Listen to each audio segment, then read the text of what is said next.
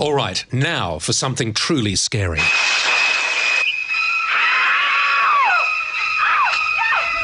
All right, It Follows is out this week and has horror fans all abuzz on the interweb. 3 News online entertainment editor Daniel Rutledge is here to explain why, and also, Daniel, to give me your top 5 horror movies of all time, which is always, whenever there is a list like this, it always starts people arguing over movies that were not on there and that were. Good morning. Good morning. All right, It Follows. It's a different kind of horror, isn't it? It is. It's an independent horror film. It's made with not a lot of money, but its strength is in its simplicity, basically. It's a really basic concept that is just executed superbly and pushed to the extreme. And what that concept is follows an evil entity, a nameless entity that takes the form of one human at a time and pursues one victim at a time. It can't run, it can't take vehicles, it can only walk, it can't be seen by anyone but the victim, and it just won't stop until it gets to you and kills you. But the victim doesn't necessarily know who it is. No, but they'll generally be able to figure it out because no one else can see it, and the person is often nude and very scary. But sometimes could be someone that you knew. Sometimes people you know, sometimes people you don't know. And it just won't stop until it kills you. And you can pass the curse along by having sex with someone. Then they'll be cursed with it. And if the victim dies, then the curse goes back to the person. There are so many curses you can pass on by having sex, aren't there? Well, there is. All right, so here's the thing. People do read a lot of allegory into this film and like what that means. I personally don't like to do that. I think it works really well as a horror experience. It's a great yarn. Without having to read anything meaningful into it. So here's the thing, just so that I understand. This thing, only 2 things can happen. Either it catches you and kills you, or you pass the curse on. That's right. Right. Now, it will follow you, it never sleeps, but it only walks. That's right. It can't take public transport. So you can keep running away forever if you do, but that'll drive you insane. Right, it'll drive you insane. So you could arguably get on a plane and go to another country, eventually it will get to you. Eventually, yeah. Presumably it'll go through the ocean or something. But that's the thing, it never sleeps, and so you can't sleep either. Yeah. But it's quite a basic concept, but the way it's shot and the way it's put together is fantastic.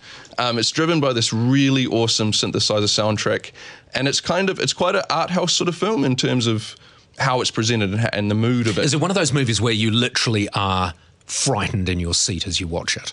In the scary bits, yeah, absolutely. But the rest of it is... Does anyone die? Yes, they do. No spoilers on deaths? I don't want to say. You'll see. But it's a very... it's presented from the point of view of these teenagers in Detroit. And adults don't really get a look, and they're kind of dismissed through the dialogue. And it has a real 80s feel, and to me it reminded me of what it felt like to be a teenager. You advised me to watch a film once, and it truly was the most offensive film I've ever seen in my life. So I will go and watch It Follows. Right, we asked you the other day when you were coming in to give us, because you particularly love the genre of horror, I do. Your 5 best horrors of all time, the best horrors of all time, right? So here's where the arguments begin. At number 1, no argument from me.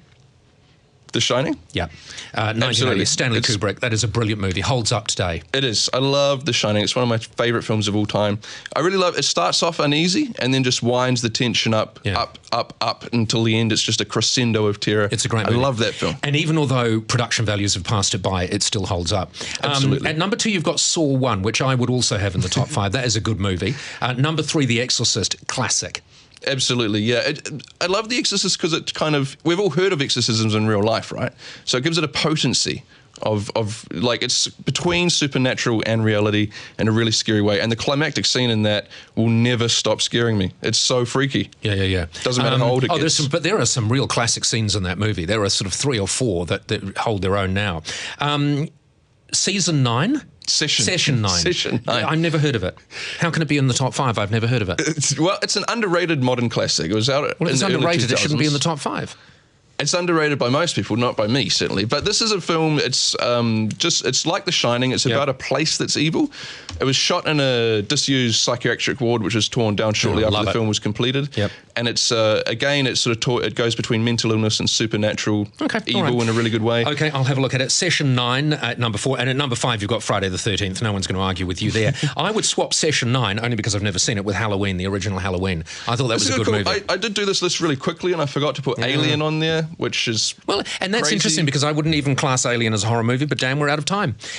So take care, and we will have you back again very, very soon, and I will watch It Follows. It sounds great. All right.